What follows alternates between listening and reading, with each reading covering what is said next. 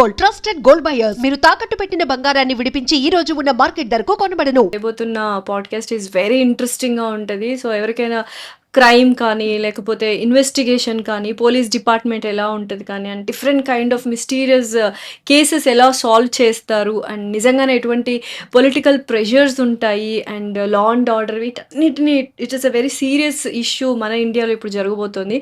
So వాటన్నింటికి చాలా క్లియర్గా explain చేస్తూ డిఫరెంట్ కైండ్ ఆఫ్ మిస్టీరియస్ కేసెస్ని మనకు పరిచయం చేస్తూ ఎలా సాల్వ్ చేశారు, ఇన్వెస్టిగేట్ చేశారు అని చెప్పడానికి 38 ఏళ్ల అనుభవం ఉన్న శ్రీనివాస్ గారు మనతో పాటే ఉన్నారు. Is none other than superintendent of police CID headquarters Telangana. Hello sir, how are you? Hello, I'm good. Long time. ఎలా ఉన్నారు? Yeah, I'm good too. First interview తీసుకున్నప్పుడు I was like starting a కెరియర్లో స్టార్టింగ్లో ఉన్నప్పుడు చేశాను, భయంగా బెరుకుగా and ఆ police గెటప్లో చూసి ఎన్కౌంటర్ స్పెషలిస్ట్ అని తెలిసిన తర్వాత ఇంకాస్త భయపడి it was all nostalgic feelings. Sir ఇప్పుడు మీరు వచ్చి ఇలా still it was very good interview అనిపించింది. అంటే సో అప్పుడు బిగినర్ నాకు తెలియదు, బిగినర్ అయి కూడా బాగానే చేశారు అనుకుంటున్నాను నేను. సో ఎవరైనా ఎక్కడో దగ్గర మొదలు పెట్టాల్సిందే కదా. It has to begin at some place. It gives అంటే ఆ రోజు నాకు కొంచెం చాలా కాన్ఫిడెన్స్ ని బూస్ట్ చేసింది యాక్చువల్గా. ఆ తర్వాత ఐ కెన్ డూ అంటే ఇటువంటి గెస్ట్లను కూడా నేను చేయగలను అన్న ఒక కాన్ఫిడెన్స్ బిల్డ్ చేసింది. So how is life sir? All good, all going good. So ఏంటి ఎప్పుడు టెన్షన్స్ లైఫ్ ఉంటుందా సార్ ఇటు పోలీస్ డిపార్ట్మెంట్ అనగానే? అంటే ప్రస్తుతం నేను చేస్తున్న వింగ్ ఏదైతే సిఐడి ఉందో ఇట్స్ మోర్ లైక్ 10 to 5 లా ఉంటుంది. ఇన్వెస్టిగేషన్స్ కోఆర్డినేట్ చేస్తాం కానీ నేను డైరెక్ట్ ఇన్వెస్టిగేషన్ ఇన్వాల్వ్ అవ్వలేదు ఈ వింగ్ లో. Okay, think more like office kind of work. So అయితే పోలీస్ డిపార్ట్మెంట్లో వర్క్ చేశారు, ఇప్పుడు సిఐడి డిపార్ట్మెంట్ వర్క్ చేస్తున్నారు. డిఫరెన్స్ ఏం చూసారు? అసలు which one is more challenging? డెఫినెట్గా లా అండ్ ఆర్డర్లో ఉంటే ఎక్కువ ఛాలెంజింగ్ ఉంటుంది. సిఐడిలో ఏంటంటే it's a premier investigation agency. ఇది మనకి జాతీయ స్థాయిలో ఎట్లయితే సిబిఐ ఉంటుందో రాష్ట్ర స్థాయిలో CID is a premier investigation agency. నేను డైరెక్ట్ ఇన్వెస్టిగేషన్ ఇప్పుడు ప్రస్తుతం హ్యాండిల్ చేయట్లేదు కానీ చాలా కాలం ఇన్వెస్టిగేషన్ నుంచి వచ్చాం కాబట్టి మిగతా ఆఫీసర్స్తో కోఆర్డినేట్ చేస్తుంటాం కాబట్టి దీని ప్రత్యేకతలు దీనికి ఉన్నాయి. క్వాలిటీ ఆఫ్ ఇన్వెస్టిగేషన్ కానీ ఫోకస్డ్గా ఉంటాం కానీ లా అండ్ ఆర్డర్ సాధ్యం కాకపోవచ్చు. అంటే వాళ్ళు తక్కువ టాలెంట్ అని కాదు, వాళ్ళు ఇతరత్ర అన్ని విషయాల్లో బిజీగా ఉంటారు. అదర్ థింగ్స్ అంటే అప్పటికప్పుడు వాళ్ళు కంట్రోల్ చేయాల్సినవి, ప్రెషర్స్ ఇవి కూడా చాలా ప్రయారిటీస్ మారిపోతుంటాయి వాళ్ళు. కాబట్టి సిఐడి ఏంటంటే ఫోకస్డ్గా ఎక్స్క్లూజివ్గా ఇన్వెస్టిగేషన్ మాత్రమే చేస్తుంది. So this different experience. ఎవరికి ప్రెషర్స్ ఎక్కువ ఉంటాయి సార్? లైక్ పోలీస్ డిపార్ట్మెంట్ గా సిఐడిగా regarding one high profile case అనుకుందాము. సో ప్రెషర్స్ కానీ లేకపోతే so many things will be happening. So ఆ kind of pressures ల్యాండ్ ఆర్డర్కి ఎక్కువ ప్రెషర్స్ ఉంటాయని నేను అనుకుంటాను. ఎందుకంటే సిఐడి ఇది రాష్ట్ర స్థాయి agency, senior most officers supervision లో పనిచేస్తాం. సో టచ్ చేయడానికి కొద్దిగా ఆలోచిస్తారు. అసలు సివిలియన్స్కి ఎవరికి మేము డైరెక్ట్ యాక్సెస్ ఉన్నాం. మేము సివిలియన్స్ కానీ ఇంకా ఇతరత్ర అంటే ఆ కేసుకు సంబంధించిన వ్యక్తులు ఎవరు కూడా మాతో మాట్లాడే సందర్భాలు, మాతో ఇంటరాక్ట్ అయ్యే సందర్భాలు చాలా తక్కువ. మమ్మల్ని సూపర్వైజ్ చేసే ఆఫీసర్స్ కూడా రాష్ట్ర స్థాయి ఆఫీసర్లు, సీనియర్ మోస్ట్ ఆఫీసర్స్ ఉంటారు. ఎవరంటే వాళ్ళ వరకు రీచ్ అయ్యి దాన్ని ఇన్ఫ్లుయెన్స్ చేయడానికో లేకపోతే ఇంకేదైనా చేయడానికో అవకాశం చాలా చాలా చాలా తక్కువ. ఓకే, సో పోలీస్ డిపార్ట్మెంట్ లోనే మనకి ప్రెషర్స్ అనేవి లో ఉంటారు కాబట్టి స్థానిక నాయకత్వంతో ఇప్పుడు మంచికి చెడుకి ల్యాండ్ ఆర్డర్ లో కొన్ని సందర్భాల్లో పోలీసులకు కూడా ప్రజల సహకారం అవసరం ఉంటుంది, స్థానికంగా ఉండే నాయకుల సహకారం అవసరం ఉంటుంది. కాబట్టి కొంచెం గివ్ అండ్ టేక్ లాగా ఉంటారు వాళ్ళు. రెగ్యులర్ వాళ్ళతో ఇంటరాక్షన్ లో ఉంటారు, టచ్ లో ఉంటారు. కాబట్టి వాళ్ళకి ప్రెషర్స్ ఎంతో కొంత వచ్చే అవకాశం ఉంది.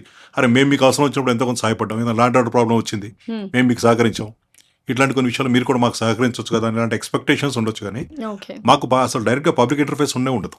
మేము పబ్లిక్ డైరెక్ట్గా డీలే చేయం. కాబట్టి మాతో ఇంటరాక్షన్ తక్కువ, మమ్మల్ని ఇన్ఫ్లుయెన్స్ చేసే ప్రయత్నాలు కూడా తక్కువే ఉంటాయి ఆ ఇన్వెస్టిగేషన్ లో అవి అంటే. Absolutely. So police department CID and CBI ఉంటుంది. చాలా వరకు సినిమాల్లో మేము చూసినట్టుగా ఇప్పుడు ఏదైనా ఒక కేసు పోలీస్ డిపార్ట్మెంట్ డీల్ చేయలేకపోతే, క్రిటికల్ గా ఉంటే అండ్ కొంచెం హై ప్రొఫైల్ కేసు అయితే అది పోలీస్ డిపార్ట్మెంట్ నుంచి సిబిఐకి వెళ్తుంది. ఇక్కడ రైవల్రీ అనేది, కోల్డ్ వార్ అనేది ఒకటి నడుస్తూ ఉంటుంది పోలీస్ డిపార్ట్మెంట్ కి సిబిఐకి. Is it true? మాకు మా సిఐడికి వచ్చేటప్పుడు ఏమవుతుందంటే, మీరు సిబిఐ అంటున్నారు, సిఐడికి వచ్చేటప్పుడు ఏంటంటే అన్ని కేసెస్ డైరెక్ట్గా మేము తీసుకోము. మీరు అన్నట్టుగా హై ప్రొఫైల్ ఉంటాం కానీ, లేదు ఫోకస్డ్ ఇన్వెస్టిగేషన్ కావాలి కానీ, లేదు ఎక్కడైతే multi discipline investigation, high and frauds కానీ ఎకనామిక్ అఫెన్సెస్ కానీ ఎక్కువ మంది దాంట్లో విక్టిమ్స్ ఉన్న సందర్భాలు. ఫర్ ఎగ్జాంపుల్ ఒక స్కామ్ లాంటిది ఏదో ఉంటుంది, దాంట్లో విక్టిమ్స్ 100,000 సంఖ్యలో ఉంటారు. అలా కాకుండా ఇంటర్ డిస్ట్రిక్ట్ రామిఫికేషన్స్ లేదు ఇంటర్ స్టేట్ రామిఫికేషన్స్ ఇన్వెస్టిగేషన్ ఇక్కడ మొదలై నేరస్తులు వేరే రాష్ట్రాల్లో ఉండే అవకాశం ఉంది. ఫర్ ఎగ్జాంపుల్ అప్పట్లో చాలా రోజుల క్రితం ఎంసెట్ పేపర్ లీక్ ఇన్వెస్టిగేషన్ ఉంది, సిఐడిని చేసింది అది. ఇక్కడ ఎంసెట్ పేపరు ఇంకెక్కడి నుంచో వేరే రాష్ట్రం నుంచో లీక్ అయింది. సో అంతర్రాష్ట్ర రామిఫికేషన్ ఉన్నప్పుడు హ్మ్. లోకల్ పోలీస్ కన్నా సిఐడి అయితే బెటర్గా కోఆర్డినేట్ చేసుకోగలుగుతుంది, బెటర్గా ఇన్వెస్ట్ చేయగలుగుతుంది, ఫోకస్డ్గా కూడా ఉంటుంది. మల్టీ డిసిప్లిన్ అంటే ఇంకా మిగతా ఎక్స్పర్ట్స్ సపోర్ట్ కూడా తీసుకుంటాం, లీగల్ ఎక్స్పర్ట్ సపోర్ట్ తీసుకుంటాం. అటువంటి కేసెస్ సిఐడి చూస్తాం. ఓకే. సో, అయితే ఇప్పుడు మొన్న ఎంసెట్ లీకేజ్ చెప్పింది అండ్ మళ్ళీ రీసెంట్ కూడా నీట్ పేపర్ లీక్ అయింది కదా! సో, ఈ కేస్‌ని ఎలా అంటే ఈ కైండ్ ఆఫ్ కేసెస్‌ని ఎలా డీల్ చేస్తారు సార్ మీరు యూజువల్‌గా? అది సాల్వ్ అయ్యిందనుకుంటున్నారా? You have any idea about this case మీ దాకా వచ్చిందా? అంటే మీరు చెప్పింది రీసెంట్గా రీసెంట్‌గా అయిన నీట్ గురించి. CBI is one of the most top most agency చేస్తున్నారు వాళ్ళు. హ్మ్. ఇమీడియట్గా వాళ్ళని ఐడెంటిఫై చేయడం, ఎలా జరిగిందో కనుక్కోవడం, హ్మ్. వాళ్ళని ప్రాపర్ ఎవిడెన్సెస్ కలెక్ట్ చేయడం, వాళ్ళని రెస్పాన్సిబిలిటీ ఫిక్స్ చేసి వాళ్ళని అరెస్ట్ చేసి త్వరలో ఛార్జ్షీట్ కూడా చేయబోతున్నారని చెప్పి అన్నారు. కేసు ఇన్వెస్టిగేషన్ బ్రేక్ అవుతుంది డెఫినెట్గా. హ్మ్. కానీ ఇక్కడ ఆలోచించాల్సిన విషయం ఏంటంటే నష్టం జరిగి పిల్లలు ఎవరైతే ఇబ్బంది పడ్డారో వాళ్ళని అండూ చేయడం కొంచెం కష్టం అవుతుంది. తప్పు చేసిన వాళ్ళు శిక్షించడం ఒకటే కాదు, హ్మ్. అది మా పని, మేము చేస్తాం. ఫర్ ఎగ్జాంపుల్ ఇంకొక ఫైనాన్షియల్ ఫ్రాడ్ లాంటిది ఏమన్నా తీసుకుందాం, హ్మ్. వాళ్ళని పనిష్ చేసే వరకు మేము definitely will take up the responsibility, అవును. అరెస్ట్ చేస్తాం, ఇవన్నీ చేస్తాం. కానీ అందరికీ పూర్తి స్థాయిలో డబ్బులు తిరిగి ఇప్పించగలుగుతామా లేదా అనేది అన్ని సందర్భాల్లో సాధ్యం కాదు. ఓకే. అది కష్టం అది అయిపోతుంది. కష్టం. అంటే ఇప్పుడు కొన్ని ప్రత్యేకమైన చట్టాలు అంటే మనీ డిపాజిటర్స్ లాంటి యాక్ట్ లాంటి చట్టాలు ఏవైతే ఉంటాయో హ్మ్. హ్మ్. అక్కడ నేరస్తులకు సంబంధించిన ఆస్తుల్ని జప్తు చేసి ఓకే. అవి విక్టిమ్స్కి వెళ్ళి లాగా చేసే అవకాశం ఉంటుంది. కానీ కొన్ని రొటీన్ కేసెస్లో హ్మ్. ప్రజలు డబ్బులు కోల్పోతారు, హ్మ్. కానీ అది మనం రికవర్ చేసి తిరిగి వాళ్ళకి అప్పగించే అవకాశాలు కొంచెం తక్కువగా ఉంటాయి. హ్మ్. సో ఈ రెండు వేరే వేరే భిన్నమైనటువంటి డొమైన్స్ ఇవి. హ్మ్. ఇన్వెస్టిగేషన్ చాలా చక్కగా చేస్తాం, అరెస్ట్ చేస్తాం, వీళ్ళంత వరకు వాళ్ళు శిక్షలు పడేలాగా ప్రయత్నం చేస్తాం, ఇవన్నీ చేస్తాం. కానీ ఆ డబ్బు రికవరీ దగ్గర కొంత ఇబ్బంది ఉంటుంది. ఇబ్బంది ఉంది. Yeah. సార్ 100 దోషులు తప్పించుకున్నా పర్లేదు గానీ, ఒక నిర్దోషి మాత్రం ఏమంటారు శిక్షించబడకూడదు అని ఉంటది. బట్ చాలా వరకు ఇప్పుడు జరుగుతున్న సినారియోస్‌లో నిర్దోషులు చాలామంది జైల్లో జీవితాల్ని గడుపుతూ ఉన్నారు. లైక్ తెలుసుకున్నామనమాట. సో, నిజంగా అలా జరుగుతూ ఉంటదా? అండ్ రీజన్స్ ఏంటి? అంటే చాలామంది తప్పు చేయకుండా జైలు జీవితాన్ని అనుభవిస్తూ ఉన్నారు చాలామంది ఖైదీలు. ఇది ఓపెన్‌గా చెప్తున్నా. అది మీరు ఒప్పుకుంటారా లేదా అని ఫస్ట్ చెప్పి తర్వాత యూ కెన్ ఆన్సర్ ఇట్. అంటే ఇది డిబేటబుల్ పాయింట్, దాన్ని మనం స్వీపింగ్ రిమార్క్స్ చేయలేము దాని మీద. హ్మ్. కొన్ని సందర్భాల్లో ఉండుండొచ్చు అటువంటి మీరు చెప్పినట్టు, అన్నీ అలా అని అనుకోవట్లేదు నేను. సో ఇప్పుడు ఆ డిక్టమ్ ఏముంటుందంటే 100 మంది దోషులు తప్పించుకున్నా పర్లేదు, ఒక నిర్దోషికి శిక్ష పడకూడదు అంటారు. హ్మ్. ఇప్పుడు శిక్ష పట్టడం వేరు. మీరు చెప్పిన సిచ్యువేషన్ ఏంటంటే వాళ్ళు అరెస్ట్ అయ్యి రిమాండ్ కాదు. శిక్ష అనుభవిస్తున్నారు. శిక్ష పడి పడి. నేను చెప్తాను, నా యాజ్ అ పోలీస్ ఆఫీసర్ నేనేమనుకుంటానంటే 100% 99.9% కాదు, 100% ప్రూవ్ చేయగలిగితేనే శిక్షలు పడతాయి. ఓకే. సో మేము 100 కేసులు ఇన్వెస్టిగేట్ చేస్తే హ్మ్. బహుశా 10-12 కేసులను శిక్ష పడతాయి, అంటే మిగతా 88 పోతున్నాయి కదా. హ్మ్. సో శిక్ష పడటం అంత అనేది అంత ఈజీ విషయం కానే కాదు. సో 100% వాళ్ళు దోషులు అయి చాలా ఉండొచ్చు చాలా కాబట్టి. బియాండ్. అప్పుడు అక్కడ చట్టం ఏం చెప్తుంటే you should be able to prove the guilt, హ్మ్. అతని నేరాన్ని beyond all the reasonable court, అంటే కోర్టుకి ఏ లేసేమంత కూడా సంశయం లేకుండా ప్రూవ్ చేయగలిగితేనే శిక్షలు పడతాయి. ఓకే. ఇప్పుడు ఏమంటారంటే అక్కడ 99% మీరు ప్రూవ్ చేయగలిగి హ్మ్. 1% ఏమైనా సంశయం అక్కడ ఉంటే హ్మ్. ఆ benefit will go to the accused, not to the prosecution. Okay. Benefit of doubt అనేది ఎప్పుడు కూడా హ్మ్. అక్యూజ్కే ఇస్తారు. హ్మ్. సో అటువంటిప్పుడు శిక్షలు పడడం చాలా రేరెస్ట్ ఆఫ్ రేర్ ఉంటుంది అది. ఓకే. సో అంటే యూజువల్‌గా ఇంకొకటి చెప్తాను మీకు ఎగ్జాంపుల్. హ్మ్. జస్టిస్ బసిరెడ్డి గారని రాయలసీమ ప్రాంతం నుంచి వచ్చిన ఒక జ్యుడిషియల్ ఆఫీసర్ హ్మ్. ఆయన డిఫెన్స్ అడ్వకేట్గా, ప్రాసిక్యూటర్గా, ఆ తదుపరి కాలంలో జడ్జిగా కూడా పనిచేశారు. ఆయన ఒక బుక్ రాశారు. మేము అకాడమీలో ట్రైనింగ్ చేస్తున్నప్పుడు, పోలీస్ ట్రైనింగ్ కాలేజ్ చేస్తున్నప్పుడు ఆ బుక్ చాలా చాలా ఇంపార్టెంట్ ఇంట్రెస్టింగ్ బుక్ లాగా ఉండేది. ఆయన కొన్ని ఎగ్జాంపుల్స్ రాశారు. హ్మ్. ఎక్కడైతే నిజంగా తప్పు జరిగి వాళ్ళు తప్పించుకున్నారు, ఎక్కడ అమాయకులు ఫ్రేమ్ అయిపోయారు ఇలాంటి కొన్ని ఎగ్జాంపుల్స్ రాస్తూ, మేము ఎస్పెషల్ అకాడమీలో ఉన్నాం కాబట్టి హ్మ్. అప్పట్లో రాయలసీమలో ఒక సెన్సేషనల్ కేసు ఏంటంటే ఒక వ్యక్తి మిస్ అయ్యాడు. ఓకే. దాని ఎవరో గురించి తెలుసుకోవచ్చా? ఇప్పుడు చాలా లాంగ్ బ్యాక్ కదా, నాకు ఓకే. పేరు కూడా గుర్తులేదు. హి ఈస్ నాట్ ఆయన రాసిన 10-12 కేసుల్లో ఇది కూడా ఒక కేసు. ఓకే. ఒక వ్యక్తి మిస్ అయిన తర్వాత వెతికే క్రమంలో అతని చెప్పులు, బట్టలు ఒక చెరువు లేదు ఒక నది ప్రవాహం పరి దగ్గర ఎక్కడ దొరికింది. హ్మ్. దాన్ని బట్టి ఏమనుకున్నారంటే ఇతను లేడు, చనిపోయాడు, ఇతను ఎవరో చంపేశారు అని ఆ ఊళ్ళో వాళ్ళకి ఫ్యాక్షన్ గొడవలు ఉన్నాయి. హ్మ్. ఆ గొడవలో అతను అవతల వాళ్ళు చంపేశారని చెప్పి వాళ్ళని తీసుకొచ్చి గట్టిగా ఒత్తిడి పెట్టి ఇంట్రాగేట్ చేస్తే అవును మేమే చంపేసామని ఒప్పుకున్నారు వాళ్ళు. సో ఇదంతా కేసు ప్రాసిక్యూట్ చేయడం అయింది, ఛార్జ్ చేయడం అయింది, శిక్ష కూడా పడ్డది వాళ్ళకి. ఓకే.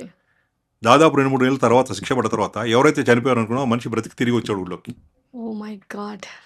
హ్మ్. సో అటువంటి దగ్గర జస్టిస్ మిస్ క్యారేజ్ అయింది. అదే రాశారు, ఇటువంటి కొన్ని కేసులు ఉదాహరిస్తూ హ్మ్. ఈ కేసు కూడా రాశారు ఆయన. అంటే అంటే దీనికి ఒక డిక్టిమ్ చట్టం ఏం చెప్తుందంటే కార్పస్ డెలిక్టీ అని ఒకటి ఉంది, లాటిన్ పదం అది. హ్మ్. చట్టం ఏం చెప్తుందంటే ఏదైనా ఒక వ్యక్తి చనిపోయినట్టుగా మీరు భావిస్తే అతని డెడ్ బాడీని తీసుకొచ్చి ప్రూవ్ చేస్తే తప్ప ఈ కేసు ముందుకు పోకూడదని ఒక డిక్టిమ్ ఉంది. ఓకే. అక్కడ ఏం పొరపాటు జరిగిందో తెలియదు. డెడ్ బాడీ ఎక్కడ దొరకలేదు కదా మనకి. దొరకలేదు. అంటే ఇప్పుడు అంతే. ఇప్పుడు సైన్స్ అడ్వాన్స్ అయిన తర్వాత డెడ్ బాడీ దొరకాల్సిన అవసరం లేదు. ఇప్పుడు యాసిడ్‌లో అవశేషాలు చిన్నది వెంట్రుకలు, పళ్ళు, DNA వచ్చేసింది కదా ఇప్పుడు టెక్నాలజీ. అవును. అవును.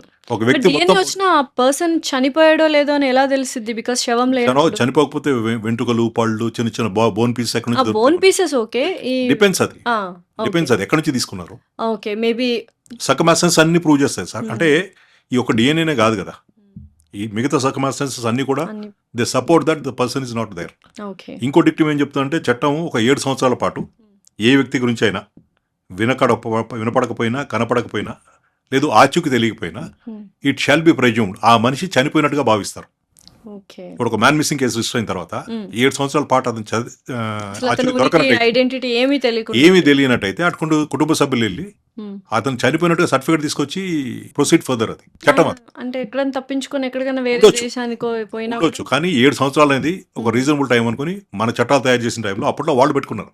ఓకే. 7 years పాటు కనపడకపోతే, వినపడకపోతే, ఎటువంటి ఆచూకీ లభించకపోతే ఆ వ్యక్తి చనిపోయినట్టుగా భావిస్తారు, చట్టం భావిస్తుంది అది. ఇప్పుడు ఫర్ ఎగ్జాంపుల్ వారసులు ఉంటారు, ఆస్తులు అడిగే వాళ్ళు ఉంటారు.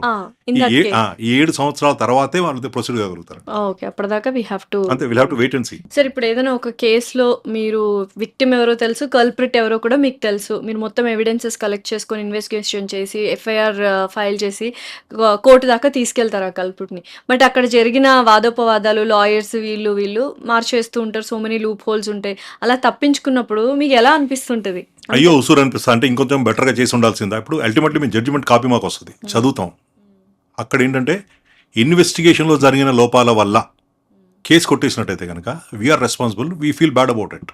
ఇతరత్ర కారణాల వల్ల కొట్టేస్తే మేము దానికి బాధ్యులం కాదు. చాలా సందర్భాలు అవుతారు, వాళ్ళు కాంప్రమైజ్ అవుతారు, సాక్షులు ముందుకు వచ్చి చెప్పరు, టెక్నికల్ ఎవిడెన్స్ సపోర్ట్ చేయదు, చిన్న లేసమంత సంశయం ఉంటుంది అక్కడ. ఈ అన్ని బెనిఫిట్స్ అక్యూజ్కి వెళ్తాయి కాబట్టి. ఓకే. అయితే మనకందరికి అర్థం కావాల్సింది ఏంటంటే శిక్ష పడితేనే ఇంకోటికి భయం ఉంటుంది, చేసేవాడు కూడా రెండోసారి రిపీట్ చేయకుండా ఉంటాడు. మా శాయశక్తులు మేము ప్రయత్నం చేస్తాం. బట్ ఈ మొత్తం హోల్ గ్యామెట్లో మేము మాది ఒక పాత్ర మాత్రమే. ప్రాసిక్యూషన్ ఉంటుంది, జ్యుడిషియరీ ఉంటుంది. చాలా సందర్భాల్లో ఎస్పెషల్ రాయలసీమ లాంటి చోట్ల సీరియస్ మర్డర్ కేసు లాంటి చోట కూడా ఒక స్టేజ్కి వచ్చినప్పుడు వాళ్ళు ఒక మర్డర్ చేశారు, వీళ్ళు ఒక మర్డర్ చేశారు, ఇద్దరు నష్టపోయారు. కోర్టు ట్రయల్కి వచ్చినప్పుడు ఇద్దరు సార్ట్అవుట్ చేసుకుంటారు, వాళ్ళు సాక్షులు చెప్పడానికి ఇష్టపడ్డారు. ప్రత్యక్ష సాక్షి చూసిన అతను చెప్పకపోయినప్పుడు చాలా సందర్భాల్లో కేసు కొట్టేస్తారు. యాజ్ అ పోలీస్ ఆఫీసర్ మా బాధ్యత ఎంతవరకు అంటే మేము ఇప్పుడు దాన్ని రివ్యూ చేసుకుంటుంటాం. పోలీసు వాళ్ళు చేయవలసిన పని, ఇన్వెస్టిగేటర్, పరిశోధనాధికారి చేయవలసిన పని చేయని కారణంగా కేసు కొట్టేస్తే డెఫినెట్గా మేము బాధ్యులం, we feel bad about it. Okay. మా ఆఫీసర్స్ కూడా కొన్ని సందర్భాల్లో ప్రత్యేకంగా చర్యలు తీసుకునే అవకాశం కూడా ఉంటుంది. If it is acquitted for other reasons where we're not responsible, మా చేతిలో లేని దానికి మేము ఏం చేయగలుగుతాం? Definitely. Of course we feel bad about it. అప్పుడు ఏమవుతుందంటే ఎదుటివాడు మళ్ళీ ప్రతిదాడి చేయడానికి ట్రై చేస్తాడు కదా. తప్పు చేసిన వాడు కోర్టులో శిక్ష పడితే విక్టిమ్కి సంతోషంగా ఉంటుంది. అవును. అవును. పడనప్పుడు వాడికి పడలేదు కదా, నేను కూడా అదే నేరం చేసి వాడిని మళ్ళీ హామ్ చేస్తే నేను కూడా తప్పించుకోవచ్చాను వీడికి ఆలోచన వస్తుంది. కరెక్ట్. అటువంటి సందర్భాలు ఉంటాయి. వీలైనంత వరకు వీ ట్రై టు అప్పీల్ చేస్తాం. మేము కింద కోర్టు కొట్టేస్తే పై కోర్టుకి వెళ్తాం, పై కోర్టుకి వెళ్తే సుప్రీంకోర్టు వరకు అప్పీల్ మనకి అవకాశం ఉంది. సో ఏ కారణాలతో కొట్టేసారో అనలైజ్ చేస్తారు. అప్పీల్ చేసే అవకాశం ఉంటే ఖచ్చితంగా అప్పీల్ కూడా చేస్తాం. సో ఇన్ ఇయర్స్ ఆఫ్ ఎక్స్పీరియన్స్లో ఈ ప్రెషర్స్ వల్ల వాటి వల్ల కొన్ని కేసెస్ వదిలేసుకోవాల్సిన పరిస్థితి వచ్చిందా ఎప్పుడైనా? అంటే కొద్దిపాటి ప్రెషర్స్ ఉంటాయి. వదిలేసుకోవడం అంటే నేను కొన్ని సందర్భాల్లో ఈ కేసు నుంచి చేయను, ఇతన్ని పక్కన పెట్టాలి, లేదు ఇతని మీద సెక్షన్ తీవ్రత తగ్గించాలి, లేదు ఇతను ఇప్పుడు అరెస్ట్ చేయొద్దు అంటే నేను ఆఫీసర్స్తో విభేదించి గట్టిగా మాట్లాడి ఎట్లా అనుకుంటే నన్ను తప్పించాను సార్ అక్కడికి, నేను నా కాన్షియస్ పర్మిట్ చేయట్లేదు, నేను చేయదలుచుకోలేదు, ఇది ఇంకో ఆఫీసర్ని పెట్టండి అని చెప్పిన సందర్భాలు ఉన్నాయి. ఓకే. సో నిజంగానే మీ హైయర్ అఫీషియల్స్ చెప్పిన మాటనే వినాలి 100% నిజమే అంటారా? అంటే టిపికల్ యూనిఫామ్ సర్వీసెస్లో ఉన్నాయి కాబట్టి సబార్డినేషన్ ఎంతో కొంత ఉంటుంది. సీనియర్ ఆఫీసర్స్ ఎందుకు చెప్తారంటే వాళ్ళకు కూడా పర్సనల్ ఇంట్రెస్ట్ ఉంటుంది, వాళ్ళకి ఇంకెక్కడి నుంచి వాళ్ళు వివరంగానే డిస్కస్ చేస్తారు. సబార్డినేట్ సప్రెషన్ అనేది ఎక్కువ ఉంటది అని వింటూ ఒకప్పుడు ఉండేది, ఇప్పుడు తగ్గిపోయింది. అవునా? చాలా తగ్గిపోయింది. ఓకే. అంటే బ్రిటిషర్స్ నుంచి మనం కొత్తగా స్వాతంత్రం వచ్చిన రోజుల్లో ఆ బ్రిటిష్ లెగసీ, బ్రిటిష్ పోలీసింగ్, ఆ వారసత్వం అట్లా కొంతకాలం కొనసాగింది. ఓకే. అయ్యా, దొరా, బాబు అన్న ఇట్లాంటివన్నీ ఇప్పుడు లేదు, చాలా వరకు తగ్గిపోయింది. సీనియర్ ఆఫీసర్స్ కూడా కింద వాళ్ళని టాలెంట్ ఉంటే ఎంకరేజ్ చేస్తారు, పొలైట్గా డీల్ చేస్తారు, మర్యాదగానే వ్యవహరిస్తారు వాళ్ళతో. అంటే ఇది క్రమంగా తగ్గిపోతుందేమో అనిపిస్తుంది. Eventually it will finally go, everything will go. Definitely. అయితే యూజువల్‌గా ప్రజల్లో పోలీస్ డిపార్ట్‌మెంట్ అంటే ఒక కైండ్ ఆఫ్ పాజిటివ్ ఎంత ఉన్నా, ఎన్ని కేసెస్ సాల్వ్ చేసినా, లా అండ్ ఆర్డర్‌ని కాపాడుతున్నా, ఇంకోవైపు ఒక కైండ్ ఆఫ్ నెగెటివ్ నోషన్ వచ్చేసింది. దానికి కారణం కొంతమంది అవినీతిగా ఉన్న ఆఫీసర్సే దానికి రీజన్ అంటారా? కరప్టెడ్. అంటే 2, 3 రకాల కారణాల నుంచి. ఒకటి, వెళ్ళిన పోలీస్ స్టేషన్ విక్టిమ్ ఏమనుకుంటా అంటే మ్యాజికల్ సొల్యూషన్ అర్జెంట్‌గా ఏదో అయిపోవాలనుకుంటాడు. సాధ్యం కాదు. ప్రొసీజర్ ఫాలో చేయాలి. అక్కడ ఒకలాంటి కొంత అసంతృప్తి ఉంటుంది. మీరు అన్నట్టుగా కొంతమంది ఇంటిగ్రిటీ లేని వాళ్ళు, హానెస్టీ లేని వాళ్ళు, it could be corruption, it could be partisan attitude, ఎవరి పట్ల అన్న కొంచెం వివక్ష చూపించడం, లేదు వేరే వాళ్ళ పట్ల మొగ్గడం, ఇటువంటి చిన్న చిన్న కారణాలు ఉన్నాయి. అయితే అన్ని మిగతా డిపార్ట్మెంట్స్కి పోలీస్ డిపార్ట్మెంట్కి తేడా ఏంటంటే, సపోజ్ మీరు ఆర్టీఐకి వెళ్తారు, ఇంకో దగ్గరికి వెళ్తారు, అక్కడ మీరు ఏదైనా ప్రొసీజర్ బైపాస్ చేస్తే, అంటే ఇన్ఫ్లుయెన్స్ చేయొచ్చు, బ్రైబ్ చేయొచ్చు, ఏదైనా చేయొచ్చు, దాని ప్రభావం డైరెక్ట్ ఇంకో మనిషి మీద పడేది తక్కువ. మీరు సపోజ్ 10 మంది లైన్లో ఉన్నారు, మీరు 11, మీరు లైన్ బైపాస్ చేసి ముందుకెళ్తారు. ఓకే. ఈ ఇంపాక్ట్ 10 మంది మీద ఈక్వల్గా డిస్ట్రిబ్యూట్ అవుతుంది, ఏ ఒక్కరి మీద పడదు. దాది తీవ్రమైంది కూడా కాదు. అదే పోలీస్ స్టేషన్కి వచ్చే చాలా విషయాల్లో, it could be complaint or what ever it is, దాదాపుగా 100% సందర్భాల్లో 2 వర్గాలు వస్తాయి. అక్కడికి 2 వ్యక్తులు వస్తారు. ఓకే. 2 వ్యక్తులు వచ్చినప్పుడు విక్టిమ్ ఏమనుకుంటాడు, నాకు నష్టం జరిగింది, అన్యాయం జరిగింది, పోలీసు వాళ్ళు నాకు న్యాయం చేయాలి అని ఆశిస్తాడు. అంతవరకు తప్పలేదు. కానీ అక్యూజ్ కూడా ఏమనుకుంటాడు, నాకు కూడా సాయం చేయాలి, నా మీద కేసు తీవ్రత తగ్గించాలి, లేకపోతే నన్ను వదిలిపెట్టేసేయాలి, లేదు నాకు బెయిల్ ఇవ్వాలి, ఇటువంటి ఆశిస్తాడు, విచ్ ఈజ్ ఇమ్మోరల్. సో రెండిట్లో ఏది జరిగినప్పటికీ ఒక వ్యక్తి పోలీస్ స్టేషన్కి వచ్చిన ఒక వ్యక్తి అసంతృప్తితో బయటకు వెళ్తాడు. ఇది మీకు మిగతా అది డిపార్ట్మెంట్ ఇన్నెవిటబుల్ సార్. అది ఇన్నెవిటబుల్ అంతే. అందుకే పోలీసులో అసంతృప్తి రావడానికి, అపోహలు ఉండడానికి, ఓకే. అపార్థం చేసుకోవడానికి కారణాలు ఇటువంటివి. ఓకే. ఇప్పుడు విక్టిమ్ నాకు న్యాయం జరగాలని ఒకరికి లాభం అయితే ఇంకొకరికి నష్టం కంపల్సరీ ఇప్పుడు జరుగుతుంది. విక్టిమ్ నాకు న్యాయం జరగాలని కోరడం సహేతుకం, అది దాంట్లో ఎవరు డిస్ప్యూట్ చేయరు. అవును. Absolutely this fine. బట్ నేరస్తుడు లేదు నిందితుడు, ద అక్యూజ్డ్ ఆల్సో, నాకు కూడా ఎంత కొంత సాయం చేయాలి, తీవ్రత తగ్గించాలి, నన్ను అరెస్ట్ చేయకూడదు, నన్ను వదిలిపెట్టేయాలి, వీలైతే నా మీద కేసు తీసేయాలని కోరుతారు కదా. అవును. సో హ్యూమన్ టెండెన్సీ ఏముంటుంది, నేను చేసిన తప్పే అయినా నాకు సాయం కావాలి, నాకు సాయం కాకపోతే నాకు అసంతృప్తి, నేను బయటికి వెళ్ళి దాని గురించి నెగిటివ్గా ప్రాపగండా చేస్తా. ఇటువంటి పెక్యులర్ సిచ్యువేషన్ మీకు మిగతా గవర్నమెంట్ డిపార్ట్మెంట్స్లో ఉండదు. ఉండదు. Is very peculiar to police. Maybe that is one of the reasons అసంతృప్తులకి, అపోహలకి. మీరు అన్నట్టుగా చిన్న ఇప్పుడు ఈ ముక్క కూడా ఆ తాను నుంచి వచ్చిందని, పోలీస్ సపరేట్ ఎంటిటీ ఏం కాదు కదా, మేము కూడా సొసైటీ నుంచి వస్తాం కదా. సొసైటీలో ఉండే అన్ని రకాల మంచి చెడులు అన్నీ మాలో కూడా ఉంటాయి. So by the virtue of training, discipline, uniform చాలా వరకు తగ్గించుకుంటాం. కానీ స్వతహాగా మనిషిలో ఉండే కొన్ని అవలక్షణాలు ఏవైతే ఉంటాయో ఎక్కడో దగ్గర బయటపడతాయి. బయటపడటంలో ఇంకొక డేంజర్ ఏంటంటే, ఒక సివిలియన్ గుండి నాలో అవలక్షణాలు ఉంటాయి, అది ఎవరికి ఎఫెక్ట్ అవ్వదు. నేను ఒక ఆఫీసర్గా ఒక దగ్గర కూర్చున్నప్పుడు నాలో నెగిటివిటీస్ ఏమైనా ఉంటాయి, అవి చాలా మంది that impacts the society, the area which I'm handling. కాబట్టి అక్కడ ఉంటాయి చిన్న అబరేషన్స్ ఉంటాయి. లేకపోతే ఇప్పుడు అంత స్మూత్గా ఎక్కడ పోలీసులు ఎవరు ఏం చిన్న తప్పు చేయకుండా, ఏ సంఘటన జరగకుండా ఎక్కడ లేదు కదా. లేదు. Definitely it's part of the society, నేను సమర్థించట్లేదు, బట్ ఆ అబరేషన్స్ ఉంటాయి అక్కడ. డెఫినెట్. సార్ ఇప్పుడు పొలిటికల్ పార్టీస్ ఉన్నాయి. సో ఎవ్రీ 5 years చేంజ్ అవుతుంది. ఒక పార్టీ వస్తుంది, ఇంకో పార్టీ వస్తుంది. ఇలా ఫస్ట్ వచ్చిన పొలిటికల్ పార్టీ మీకు కొన్ని చెప్తూ ఉంటారు, లైక్ ఈ పెద్దవాళ్ళని అరెస్ట్ చేయాలనో, వాళ్ళ మీద కేసులు పెట్టాలనో, ఇలా మీరు కొన్ని చేస్తూ ఉంటారు, లాక్కెళ్ళడం, ధర్నాలు చేసినప్పుడు. నెక్స్ట్ 5 years తర్వాత రోల్స్ రివర్స్ అయిపోతుంటాయి, వాళ్ళు పెట్టమంటుంటారు. సో దీన్నంతా ఎలా మేనేజ్ చేస్తూ ఉంటారు, ఆ ప్రెషర్స్ ఇవన్నీ? వాళ్ళు చెప్పినప్పుడు వాళ్ళ మాట వినాలి, ఈ పొలిటికల్ పార్టీ వచ్చినప్పుడు వీళ్ళ మాట వినాలి, అండ్ శత్రుత్వం అనేది మీ మీద ఎక్కువ గ్రడ్జ్ చూపించే అవకాశాలు చాలా ఉంటాయి. గ్రడ్జ్ చూపించే అవకాశాలు తక్కువ ఉంటాయి. వాళ్ళకు కూడా తెలుసు, ఎందుకంటే ఎవరైతే అక్కడ అధికారంలో ఉన్నారో వాళ్ళ ప్రభావం ఎంతో కొంత ఉంటుంది. అలా అని చెప్పేసి మొత్తం చట్టానికి వ్యతిరేకంగా అసలు, అంటే ఇప్పుడు ఫర్ ఎగ్జాంపుల్ ఒక ఎక్స్ అనే వ్యక్తిని అరెస్ట్ చేయమని ఇక్కడ నుంచి ఆదేశాలు వచ్చినట్టయితే అతని మీద ఏమీ లేకుండా తప్పుడు కేసులు భరించడం అయితే ఉండదు. It's impossible. అది కేసు తీవ్రతను పెంచడమా, లేదు గట్టిగా అతని మీద చర్యలు తీసుకోవడమా, ఇవాళ కేసు చేస్తే రేపు అరెస్ట్ చేయడం, అటువంటి చిన్న డీవియేషన్స్ ఉంటాయి తప్ప అసలు ఏమీ లేని దగ్గర తప్పుడు కేసులు పెడితే కోర్టులో నిలబడవు, కొట్టేస్తారు. సో వాళ్ళకు కూడా తెలుసు 199 సందర్భాల్లో కక్ష సాధింపు లాంటివి ఉండవు. ఇప్పుడు ఈ పొలిటికల్ లీడర్షిప్ మారుతుంటుంది, ఇటు అటు మారుతుంటుంది, కాబట్టి వాళ్ళకు కూడా తెలుసు వీళ్ళకి వ్యక్తిగతంగా మా మీద ఏం లేదు, అప్పుడున్న పరిస్థితులను బట్టి, సందర్భాలను బట్టి ఏమైనా కొంత అతిగా వెళ్ళారేమో అనుకుంటారే తప్ప చాలా రేర్, అంటే విక్టిమైజ్ చేసి చేజ్ చేసి ఇబ్బంది పెట్టేలాంటి సందర్భాలు అరుదే అనుకుంటాను నేనైతే. ఓకే. సో అయితే రీసెంట్గా మనకు తెలుసు హంగర్ స్ట్రైక్ జరిగింది, కైండ్ ఆఫ్ ఎడ్యుకేషనల్ సిస్టంలో మార్పు రావాలని చెప్పి, అండ్ చాలామంది వెళ్ళి అక్కడ హంగర్ స్ట్రైక్ చేయడం జరిగింది. ఆ టైంలో పోలీసులు దారుణంగా కొట్టడం, పబ్లిక్‌ని. ఇది ఎంతవరకు కరెక్ట్? ఎందుకంటే చాలా వీడియోస్‌లో చూసాం డెమోక్రసీ అనేది ఈ రోజుతో వెళ్ళిపోయింది ఇండియాలో అన్నవి పెద్ద పెద్ద మాటలు, పెద్ద పెద్ద బాధలు ఇవన్నీ చూసాం మనము ఇన్‌స్టా అండ్ సోషల్ మీడియాలో. అక్కడ అంత క్రూయల్‌గా ఆ పోలీసులు ఎందుకు ప్రవర్తించాల్సొచ్చింది? పబ్లిక్‌ని ఎలా పడితే అలా విసిరేయడము, ఎలా పడితే కొట్టడం, they are bleeding. So, what is it? ఒక సైలెంట్ ప్రొటెస్ట్ చేస్తున్న వాళ్ళని ఇంత దారుణంగా కొట్టాల్సిన పరిస్థితి మీ పోలీస్ డిపార్ట్మెంట్‌కి ఎందుకొచ్చింది? Little sensitive issue. నేను I not get deep into it. ఒక విషయం ఏంటంటే ఎవరి మీద ఎవరి కోపాలు ఉండవు. హ్మ్. వాళ్ళు ఎవరైతే అక్కడ యాజిటేట్ చేస్తున్నారో వాళ్ళు పోలీసుకి వ్యక్తిగతంగా ద్వేషమే ఉండదు. అవును. అక్కడ కొంతమంది నియంత్రించకపోతే పరిస్థితులు అదుపు తప్పితే అప్పుడు అడిగేది కూడా మీరే. వాళ్ళు పార్లమెంట్ బిల్డింగ్లోకి వెళ్ళిపోయారు, లేకపోతే ఇంకో పెద్ద వివిఐపీ ఇంట్లోకి వెళ్ళారు, హ్మ్. అక్కడ వాళ్ళకి ఏమైనా నష్టం జరిగింది, ఓకే. మీ పోలీసులు ఏంటి చేష్టలు చూస్తున్నారా అని చెప్పి. సో మాకు జనరల్గా ఏం చెప్తా అంటే రీజనబుల్ ఫోర్స్ అనే ఒక పదం ఉంది అక్కడ. ఎవరినన్నా నియంత్రించే క్రమంలో రీజనబుల్ అంటే ఏంటి? నేను చెప్తే నువ్వు కూర్చున్నావు అనుకో, అది రీజనబుల్. నువ్వు వినకపోతే ఆపడం రెండోది. నువ్వు కర్ర తీసుకున్న మీదకి వస్తే నేను ఆపడం ఇంకో పద్ధతి. హ్మ్. అది ఆ రీజనబుల్ ఫోర్స్ అనేది ఇదేమీ డిఫైన్డ్ కాదు. అది ఎదుటి వ్యక్తులు ఇప్పుడు వందలు వేలు లక్షల్లో వస్తారు. అన్ఫార్చునేట్లీ ఇంకోటి ఏమవుతుందంటే యాక్చువల్గా జెన్యున్గా యాజిటేటర్స్ ఎవరైతే బాధపడ్డారో వాళ్ళతో పాటుగా కొంతమంది unscrupulous elements, anti social elements. Yes.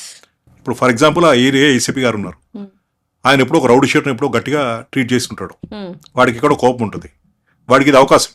వాడు ఒక 5-6 10 మందిని అన్స్క్రూప్లస్ ఎలిమెంట్స్ తీసుకుని సో అక్కడికి మెనీ వస్తారు. ఫ్యాక్టర్స్ అక్కడ ఇన్వాల్వ్ అయ్యి చాలా ఉంటాయి అక్కడ. బట్ చాలా దారుణంగా కొట్టారు కదా! That is my point. అది జస్టిఫికేషన్ ఏంటి అనేది బ్లీడింగ్ కాదు. లైక్ See, ఇప్పుడు ఈచ్ బ్లీడింగ్ అంటే చాలా మంది పోలీస్ ఆఫీసర్ కూడా బ్లీడ్ అయ్యారు అక్కడ. బట్ వి అన్ఫార్చునేట్లీ మీ మీడియా వాళ్ళని చాలా మందిని కనిపించలేదు. మీడియా వాళ్ళని కూడా చాలా మందిని అసాల్ట్ చేశారు. నేనేమంటాను, యాక్చువల్గా ఆజిటేటర్స్ పీస్ఫుల్గా చేసిన సేపు ఇబ్బంది లేదు. దాంట్లో ఇంకెవరైనా చొరబడి అడ్వాంటేజ్ తీసుకున్న మేబీ పరిస్థితి. ఆ థర్డ్ పర్సన్ థర్డ్ మెన్ ఎవరైతే ఉన్నారో వాళ్ళు ఈ కేటగిరీ వాళ్ళు ఏం చేస్తారు, అవకాశం కోసం చూస్తారు. యా ఇప్పుడు నేను మీరు చెప్పిన ఇంటర్వ్యూలో కొంతమంది చూశాను. ఎందుకు వచ్చారు మీరు ఇక్కడికి అంటే ఏదో చెప్పారు. దాని పూర్తి ఆ పదంకి అర్థం తెలుసా అంటే తెలియదు. ఈ లీక్ ఎప్పుడు జరిగింది అంటే 2 days అయింది అంటున్నారు. అంటే యాక్చువల్గా ఎవరికైతే నష్టం జరిగిందో వాళ్ళు వచ్చి డెమోక్రటిక్ వేలో సిస్టమేటిక్గా పర్మిషన్స్ తీసుకుని ఒక కమర్ పద్ధతితో డెమాన్స్ట్రేట్ చేయడం అనేది ఇట్స్ దేర్ రైట్. బట్ అంత కంట్రోల్లో ఉంటారా? ఇప్పుడు నేను రమ్మంటే నా వెనక 100 మంది వచ్చారు. ఈ 100 మంది ఖచ్చితంగా అక్కడికి వచ్చిన తర్వాత నేను చెప్పినట్టే వింటారా? వాళ్ళకి వేరే ఇంట్రెస్ట్ ఉందా? ఈ 100 మంది బ్యాక్గ్రౌండ్ నేను చెక్ చేశాను. సో ఇక్కడ ఒక చిన్న డెలికేట్ విషయం ఇది. బ్యాలెన్స్ ఉండాలి. జెన్యున్గా ఉండి ఎవరైతే నష్టపోయారో వాళ్ళు పీస్ఫుల్గా డెమోక్రటిక్ వేలో డెమాన్స్ట్రేట్ చేయడానికి ఎవరికి అభ్యంతరాలు ఉండవు. అభ్యంతరాలు దాంట్లో ఎవరెవరు తలదూరుస్తున్నారు, వాళ్ళ ఇంట్రెస్ట్ ఏంటి, వాళ్ళు దీన్ని ప్రెసిపిటేట్ చేసి కాంప్లికేట్ చేసి ఇప్పుడు ఫర్ ఎగ్జాంపుల్ అడ్మినిస్ట్రేషన్లో పోలీసును బ్లేమ్ చేయాలంటే వాళ్ళు పీస్ఫుల్గా ఉంటే వీళ్ళు పీస్ఫుల్గా ఉంటే ఇదంతా ఉండేది కాదు కదా. అక్కడ గొడవలు సృష్టించి లాఠీ చార్జ్ అయితే తర్వాత వాళ్ళ మీద బ్లేమ్ చేయడం కూడా కొంత యాంటీ సోషల్ ఎలిమెంట్స్ ఎవరన్నా దాంట్లో తలదూర్చి ఉండొచ్చు కదా. అదే జరిగింది అని అంటే చెప్పలేము. I'm not judging anybody. అంటే ఇవన్నీ పాసిబిలిటీస్ చెప్తున్నా. Okay it is very easy to judge ఎక్కడో కూర్చుని. ఎందుకంటే మేము కూడా చాలా మంది ఉద్యమాలు అవన్నీ హ్యాండిల్ చేసాం మేము. అవును కొన్ని సందర్భాల్లో తెలియకుండా వెనకాల నుంచి పిన్స్తో గుచ్చేవాళ్ళు, కళ్ళల్లో కారం కొట్టేవాళ్ళు, ఇటువంటి కూడా ఉంటాయి కదా. అవన్నీ ప్రతిదీ కెమెరాలో క్యాప్చర్ కాకపోవచ్చు. కెమెరాలో క్యాప్చర్ చేసినప్పుడు కూడా ఏం చేస్తారు తెలుసా, వాళ్ళ ఇంట్రెస్ట్ సర్వ్ చేసే మెటీరియల్ బయటకు వదిలిపెడతారు. ఓకే అంతే కదా. అంతే ఇప్పుడు డెఫినెట్ ఎవరిని డిఫైన్ చేయాలనుకుంటే దానికి సంబంధించిన మెటీరియల్ మాత్రమే బయటకు పంపిస్తారు. ఇప్పుడు అదే సోషల్ అందుకని మీడియాలో జరుగుతుంది what is right. Sensitive issue. Balance ఉండాలి. ఒకటి నేను ఏం చెప్పగలుగుతానంటే అక్కడ యాజిటేట్ చేసిన వాళ్ళు ఎవరికీ కూడా పోలీసుల పట్ల లేదు పోలీసులు వాళ్ళ పట్ల వ్యక్తిగత ద్వేషం కానీ వాళ్ళని ఇబ్బంది పెట్టి ఫిజికల్గా అసాల్ట్ చేయాల్సిన అవసరం కానీ ఉండదు అక్కడ. సో పరిస్థితులు అటు పురికొల్పుతాయి అది. అండ్ అన్ని వేల మందిని హ్యాండిల్ చేసే క్రమంలో ప్రతి ఒక్కళ్ళు లాస్య మంచిదా ఇతను మంచివాడని చూసుకునే పరిస్థితులు ఉండవు. అవతల నుంచి రాళ్ళు వచ్చి పడుతుంటాయి. డెఫినెట్లీ సో ఇది లిటిల్ సెన్సిటివ్. ఇది ప్రాక్టికల్గా అక్కడ చూస్తేనే ఏదవుతుంది. దీన్ని మనం ఇటువైపు కూడా స్వీపింగ్ స్టేట్మెంట్స్ ఇవ్వాల్సిన అవసరం లేదు, దాన్ని మిస్అండర్స్టాండ్ చేసుకునే అవసరం లేదు. ఇటువంటి అన్ని సంఘటన మీద సబ్సిక్వెంట్లీ డీటెయిల్గా ఎంక్వైరీస్ జరుగుతాయి. అలాగే ఇది ఏజ్ ఆఫ్ టెక్నాలజీ. అక్కడికి ఎన్ని వేల మంది వస్తే అందులో ఎవరైనా యాంటీ సోషల్ ఎలిమెంట్స్ ఉన్నారా, క్రిమినల్ ఇవన్నీ కూడా బ్యాక్గ్రౌండ్, ఇన్వెస్టిగేషన్ ఇవన్నీ ఎప్పుడు తర్వాత బయటకు వస్తాయి కదా. వచ్చినప్పుడు ఇవన్నీ it's too early for us to discuss అనిపిస్తుంది. డెఫినెట్లీ ఎస్ సార్ యూజువల్గా just let's get into normal conversation. It's become very serious. యూజువల్గా పోలీస్ దెబ్బలు అసలు కనిపించవు కానీ మామూలుగా ఉండదు అంటారు కదా. ఏం ట్రైనింగ్ తీసుకుంటారా మీరు ఎలా కొట్టాలనే దాంట్లో? పోలీస్ దెబ్బలు అసలు పోలీస్ దెబ్బలు అంటే ఒకప్పుడే 30-40 ఏళ్ల క్రితం ఉండేవి. అది ఫిజికల్ ట్రీట్మెంట్ అంటే కొన్ని పార్ట్స్ తీసుకుని ఎక్కడైతే గాయాలు కనపడవు అట్లాంటి కొట్టేలాంటి ప్రాక్టీసెస్ ఉన్నాయని మేము వినేవాళ్ళం. అది చాలా లాంగ్ బిఫోర్ అది. ఓకే ఈ మధ్య ఎక్కడ చూస్తున్నాం మనం, ఎక్కడ చూడలేదు, అసలు ఎవరు తీసుకోవట్లేదు. ఎందుకంటే చిన్న తేడా వచ్చినా అతను ప్రాణహాని కలిగిన ఇంకోటి కలిగిన ఇప్పుడు మీడియా జనాలు చైతన్యవంతులయ్యారు, అడ్వకసీ పెరిగింది, లీగల్ నాలెడ్జ్ పెరిగింది, ప్రతి చేతిలో ఇప్పుడు సెల్ ఫోన్ కెమెరాస్ రకరకాల ఇవి ఉన్నాయి. ఇటువంటి పరిస్థితుల్లో ఎవరు కూడా ఒక అవసరాన్ని మించి they don't use force, okay. అసలు వాడరు. అది ఇప్పుడైతే లేదు. వాడితే దే ఆర్ అకౌంటబుల్ కదా. సపోజ్ ఇప్పుడు ఎక్స్ అనే అతను వైఎన్ని కొట్టాడు, ఒక పోలీస్ ఆఫీసర్ కొట్టాడు, దాని తాలూకా ఎవిడెన్స్లు మీ దగ్గర ఉన్నాయి, మీరు తీసుకెళ్లి కోర్టులో వేస్తారు, ఎవరైనా సీనియర్ ఆఫీసర్కి ఇస్తారు, అతని మీద చర్యలు తీసుకుంటారు, మినిమం అతనికి మెమోసో చార్జ్ మెమోసో సస్పెన్షన్ వస్తుంది. అటువంటిప్పుడు వాళ్ళు ఎందుకు రిస్క్ తీసుకోవాలి, ఎందుకు కొట్టాలి? కొట్టకపోతే ఏమవుతుంది, కేసు డిటెక్ట్ కాదు. కాకపోనండి హౌ డస్ ఇట్ మ్యాటర్? నష్టపోయేది ఎవరు? సొసైటీ నష్టపోతుంది కదా. అంతే. ఇప్పుడు నాకు తెలిసినంత వరకు ఆ ప్రాక్టీస్లు దాదాపుగా కనుమరుగైపోయినాయి, లేవు అసలు. బట్ ఈ first degree, second degree, third degree ఏంటి సార్? అంటే third degree what kind of things ఉంటాయి థర్డ్ డిగ్రీ? అని ఎందుకు అంటారు అంటే స్కిన్ లేయర్స్ ఉంటాయి. స్కిన్ లేయర్స్ లో ఆ ఫస్ట్, సెకండ్, థర్డ్ లేయర్ వరకు వెళ్ళి గాయపరిచేదాన్ని థర్డ్ డిగ్రీ అని అప్పుడు అనేవాళ్ళు. సైంటిఫిక్ ఇది, నేను చెప్పి పోలీసు గురించి చెప్పట్లేదు, పోలీసు వాళ్ళు వాడతారని కూడా చెప్పట్లేదు నేను.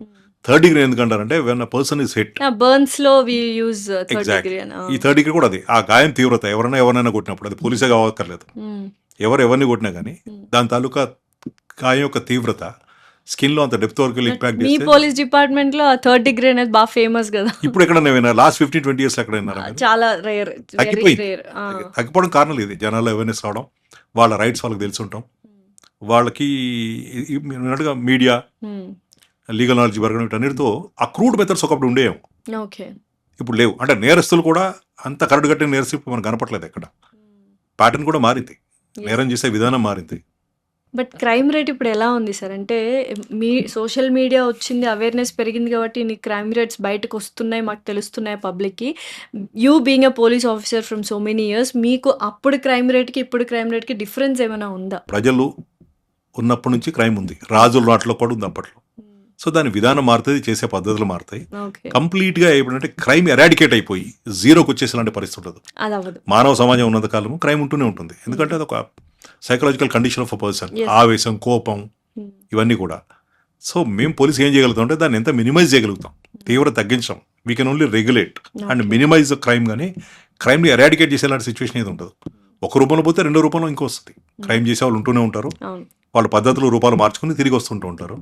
So as a police officer మేమేంటంటే to keep it at the lowest, వీలైనంత తక్కువగా ఉంచడము, జరిగినప్పుడు వెంటనే దాన్ని డిటెక్ట్ చేయడం, శిక్షలు పడేలాగా చూస్తే జనాల్లో కొంచెం భయం ఉంటుంది. ఒక తప్పు చేసిన వాడు జైలుకి వెళ్ళి బయటకు రాకపోతే చూసే వాళ్ళందరికీ అరే చేస్తే ఇలా ఉంటుంది కాబట్టి చేయకూడదు అనేలాంటి భయం వస్తుంది. సో ఏదైనా మర్డర్ జరిగినా, రేప్ జరిగినా